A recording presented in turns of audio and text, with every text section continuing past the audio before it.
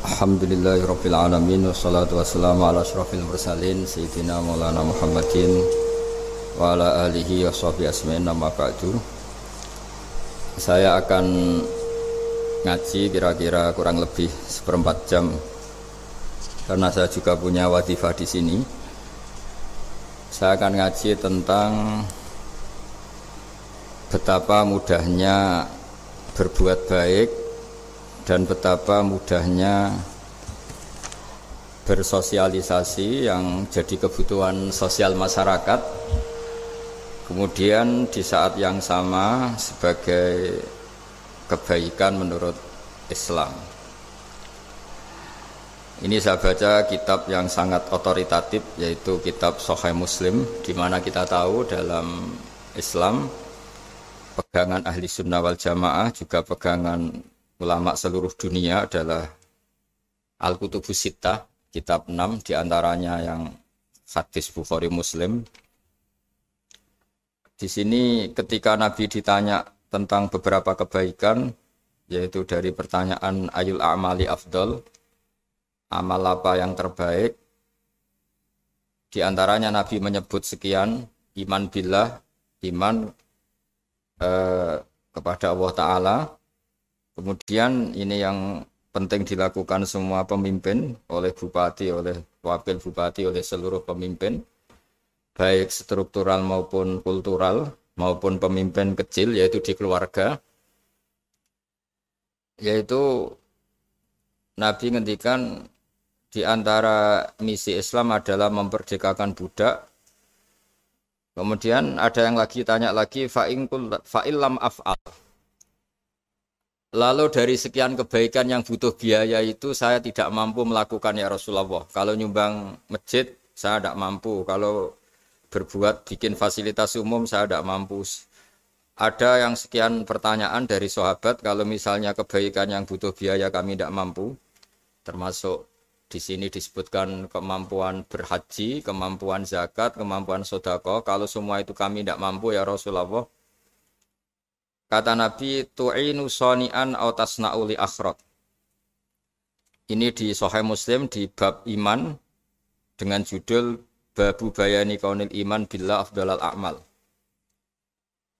Kalau saya tidak mampu semua melakukan itu ya Rasulullah, yaitu melakukan kebaikan yang butuh biaya. Kayak bangun masjid, bangun jalan, bangun fasilitas-fasilitas publik. Tu'inu soni'an aw tasna'u li akhirat. Tu'inu nulungi sira soni'an ing wong sing ahli sun'ah, ahli kreatif atau ahli, kalau orang sekarang itu bilang dia pekerja. Dia pekerja rumahan atau production house atau apa saja. Autas na'uli akhirat. Atau kamu membantu orang yang tidak punya pekerjaan. Terus sahabat masih tanya, aro'aita indo'iftu an ba'dil amal. Kalau semua kebaikan aktif saya tidak mampu melakukan ya Rasulullah, kebaikan menolong orang lain, kebaikan yang bersifat aktif. Jawabnya Nabi, dan ini pegangan saya, pegangan kita semua, panduan dari Rasulullah SAW, Nabi ngendikan, takufu syarroka anin nas, fa innaha sodakotun minka ala nafsik. Ya, saya ulang lagi, takufu syarroka anin nas, fa innaha sodakotun minka ala nafsik. Kamu dalam berislam cukup menjaga supaya kejelekan kamu tidak punya imbas pada orang lain. Ya, ini penting dalam Islam, jadi kalau tidak bisa berbuat baik, potensi keburukan kita jangan sampai menimpa orang lain. Keburukan itu bisa kejahatan kriminal, bisa kejahatan pidana atau merugikan orang lain, atau kejahatan yang tidak sampai kriminal tapi mengganggu orang lain. Misalnya contoh gampang ini, saya sumpek-sumpeknya sendiri ingin jalan-jalan, main di teman yang di jam kerja. Ini kan sumpek-sumpeknya saya sendiri ingin hiburan, terus wisata atau dolan ke teman yang sebetulnya saat itu dia mungkin ngaji atau kerja atau harus memenuhi kewajiban cari nafkah.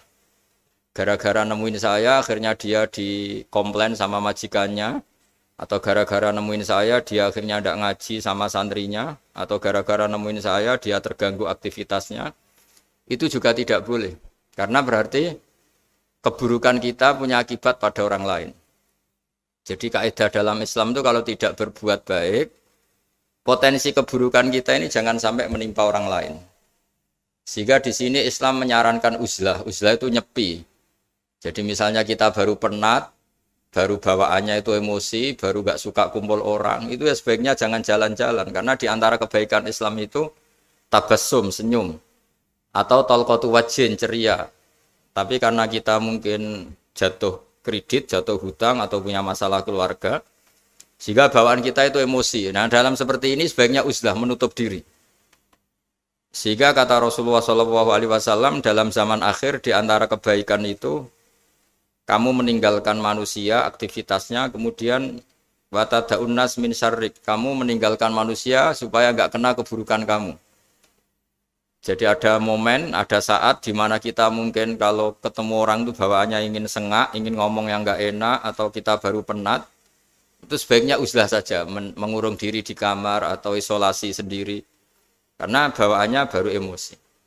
Nah, ini yang jarang dipraktekkan. Kalau sekarang malah banyak yang saat susah malah bawaannya ingin namam, ingin menvonis orang lain atau ngadili orang lain.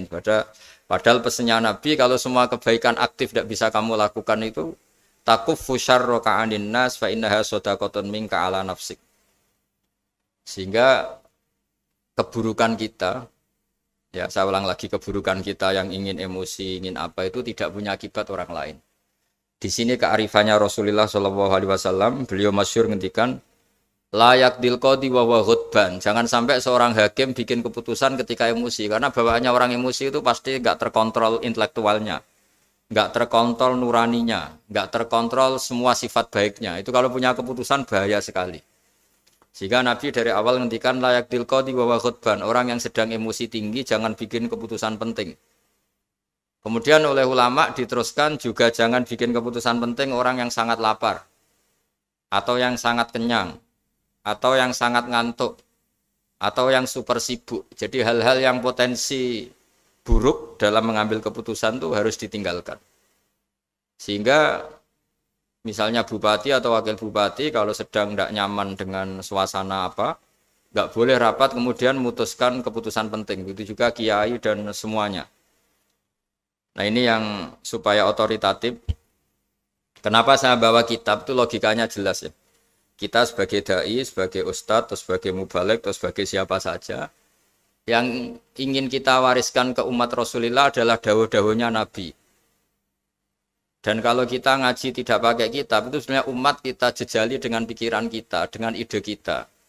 Jangan-jangan ide kita, pikiran kita ini tidak mewarisi pikiran Islam, tapi pikiran kita atau emosi kita.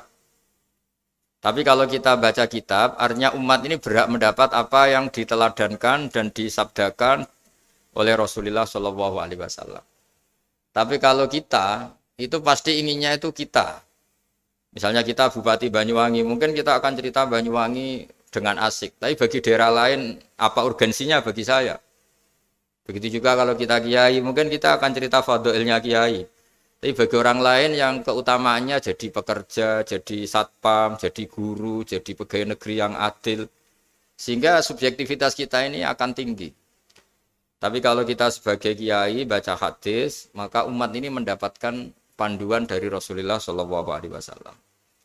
Nah dari sekian panduan itu kata Nabi, jika Anda tidak bisa berbuat kebaikan aktif, maka kebaikan yang harus Anda lakukan adalah potensi kejelekan kamu jangan menimpa orang lain. Makanya saya berkali-kali bilang, saya ini termasuk kiai yang jarang main ke alumni. Karena tadi kadang-kadang alumni itu sudah mau kerja di tempat kerjanya atau mau janjian ngantar anaknya sekolah. Gara-gara ada saya, mungkin semua itu dibatalkan. Sehingga silaturahim itu juga harus dimanage supaya tidak mengganggu haknya orang yang kita silaturahimi. Jangan sampai silaturahim jam 9, saatnya orang kerja, kemudian dia dapat peringatan dari pabriknya gara-gara sering didolani kiainya. Itu kan jadi ribet. Atau kiai karena sering didolani terus tidak ngaji, menutup tamu terus. Itu kan jadi ribet. Apapun itu sehingga orang itu harus berpikir perilakunya itu tidak punya akibat la doror wa la diror. Jangan mengganggu dirinya juga jangan mengganggu orang lain. Ini oleh Nabi disebut takuffu syarroka anin nas fa innaha shadaqatun minka ala nafsik. Sifat buruk kamu itu harus dijaga supaya tidak menimpa orang lain, dan itu berarti menjadi sedekah kamu atau amal kamu pada diri kamu sendiri. Jadi ini penting dimaklumatkan ke semua kita bahwa saat kita tidak bisa berbuat baik aktif, misalnya nggak bisa sedekah, nggak bisa menolong orang, setidaknya keburukan kita tidak menimpa orang lain. Nah, termasuk keburukan yang terselubung adalah kita punya pikiran yang menurut kita ini hebat, tapi bagi orang lain mungkin bahaya. Misalnya kita punya pikiran ingin jadi orang kaya raya yang dermawan. Itu artinya kan pikiran baik karena ingin jadi dermawan. Tapi artinya bayangkan orang lain tuh miskin semua butuh derma kamu. Mana mau orang lain kamu bayangkan miskin butuh derma kamu. Orang lain juga bayangkan dirinya kaya gak butuh derma kamu. Itu namanya kebaikan yang subjektif. Kamu ingin jadi kiai yang ngajarin orang banyak. Oke, itu baik. Tapi kan berarti kamu bayangkan orang lain gak bisa ngaji terus kamu saja yang bisa ngaji sehingga kamu yang ngajarin. Ya sudahlah, kebaikan itu udah usah muluk-muluk seperti itu. Jadi apa yang ditakdirkan kita jadi bupati ya jadi yang baik, menolong pekerja-pekerja yang baik. Saya kemarin diceritain banyak oleh Mas Anas aktivitas Pemda Banyuwangi yang menolong banyak orang, juga masyarakat juga saling menolong dan seterusnya dan terusnya. Jadi ini jelas maksud saya supaya bupati dan semuanya pemimpin melakukan kebaikan itu berdasar panduan dari Rasulullah SAW, di mana di antara aturan yang dianjurkan beliau adalah aktivitas kita sebagai manusia adalah tu'inu soni'an au tasna'uli akhraq. Ya, saya ulang lagi, saya ulang teks hadisnya secara lengkap supaya dapat berkahnya Rasulullah SAW. Ada beberapa pertanyaan dari sahabat, ya Rasulullah, jika saya tidak bisa berbuat baik yang berbiaya atau tidak bisa berbuat baik yang aktif, apa yang saya harus lakukan? Nabi ngendikan tu'inu shani'an aw tasna'uli asra. Kamu membantu orang yang bekerja atau kreatif, orang-orang yang kreatif atau pekerja apa saja kamu bantu, dan bantu orang yang tidak punya pekerjaan. Terus ditanya lagi, qultu ya Rasulullah ara'aita in dha'iftu an ba'dil amal. Bagaimana kalau itu pun saya tidak bisa ya Rasulullah? Terus Nabi ngendikan tafukufu syarroka anin nas fa innaha shadaqatun minka ala nafsik. Yang penting keburukan kamu tidak menimpa ke orang lain, dan itu bagian dari sedekah kamu. Nah, perlu saya ingatkan ke semua kita lah. Makanya pentingnya membaca umat Islam dengan ilmu usul fikih. Saya berkali-kali bilang, jika ada seseorang tidur, itu jangan kamu baca sebagai tidur yang meninggalkan tahajud, meninggalkan sholat qiyamul lail, meninggalkan wiridan di malam hari. Tapi juga bacalah saat itu dia tidak dugem, tidak maksiat, tidak narkoba. Sehingga barokahnya ilmu itu ada respek pada umat Islam yang tidur. Karena tidur itu juga ada fungsi meninggalkan sekian maksiat, sekian kriminalitas. Tapi kalau kita kulino tidak baca dengan ilmu, maka melihat orang tidur itu ya kayak meninggalkan tahajud, meninggalkan wiridan, meninggalkan qiyamul lail, sehingga bawaannya kita ini akan kurang respect. Tapi kalau kita membacanya dengan ilmu, orang yang tidur di malam hari, maksudnya ya sudah sholat isya, itu ada sekian potensi maksiat yang dia tinggalkan. Dia tidak ngerasani orang, tidak adu-adu orang di medsos, dia tidak dugem, tidak meninggalkan. Pokoknya ada sekian kebaikan dalam saat tidur itu. Ini barokahnya ilmu. Tanpa ilmu kita tidak bisa respect seperti ini. Karena bawaannya akan, oh ini malam-malam tidak tahajud, tidak wiridan, tidak apa. Tapi kalau kita dengan ilmu, itu akan membaca dengan tidur, artinya orang tidak maksiat, tidak dugem, tidak ngerasain orang, tidak ngata-ngatain orang. Nah di sini Sadaqallahul Azim ketika ngendikan wa min ayatihi manamukum billaili wan nahar. Termasuk ayat Allah itu orang tidur. Maksudnya tidur yang dengan dimaknai positif tadi, bisa istirahat, bisa meninggalkan maksiat, bisa apa-apa. Nah ini di sini hebatnya Rasulullah SAW ketika beliau memandu kebaikan. Di antara kebaikan itu apa? Takufu syarroka anin nas fa innaha shadaqatun minka ala nafsik. Kamu, potensi buruk kamu atau keburukan kamu jangan sampai menimpa pada manusia, pada orang lain, dan itu bagian dari sedekah kamu. Ya, saya mohon maaf sama Bu Bupati, sama semua Pemda, sama Wakil Bupati karena saya tidak bisa lama-lama. Saya punya wadifah. Tadi ini pun sudah ngurting ngaji saya karena saya harus ikut ngaji di sini dan mari sama-sama berdoa. Al-Fatihah.